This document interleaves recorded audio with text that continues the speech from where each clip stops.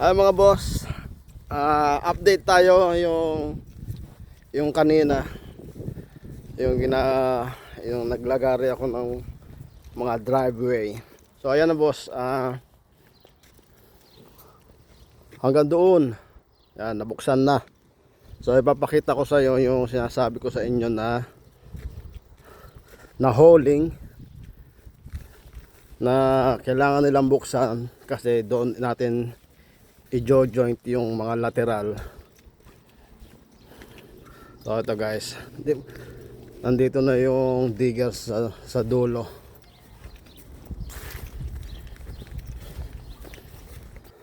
Hi guys, ayan no guys. So yan yung lateral galing doon sa ETP. Ayan, lalatag dyan. Tapos ito yung conduit na 50 mm, nasa loob yung duct niyan 26 way. Yan yung kailangan i-expose kasi diyan ko i-joint yung lateral. Yan. So 14 na bahay ang naka-assign ngayon, kailangan matapos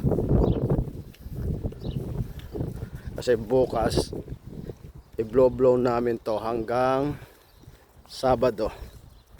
Lahat yan, pati yan sa tawid, lahat yan. So nasa ano to, kulang-kulang 40 na bahay. Ayan guys, naka-expose na, malinis na. Ipapakita ko naman sa inyo yung na joint na.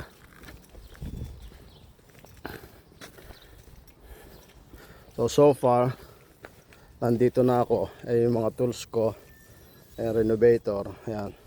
So pakita ko sa inyo yung naka joint na.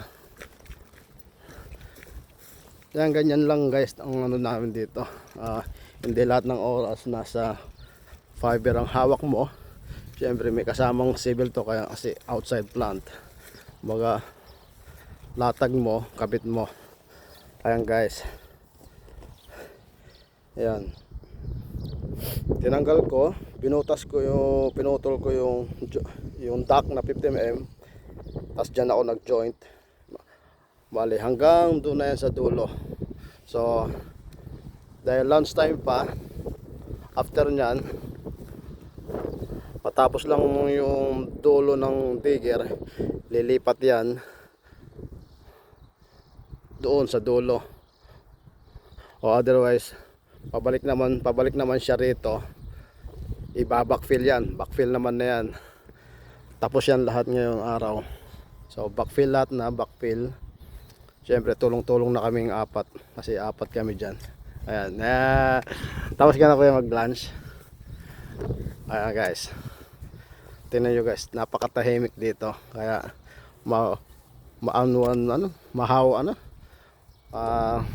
maganda gumalaw. Tapos maganda pa panahon, hindi maulan, hindi kagaya yung nakarang linggo. Ayan guys, yan lang po mga boss. So tapos to ngayong hapon, bukas blowing namin. Ayan guys. So partner ko bukas, yung anak ko.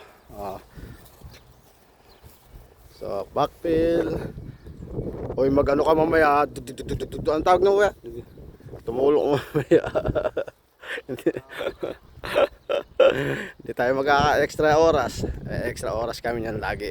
Kaya yun lang po guys. Bye bye, next video ulit. Update tayo.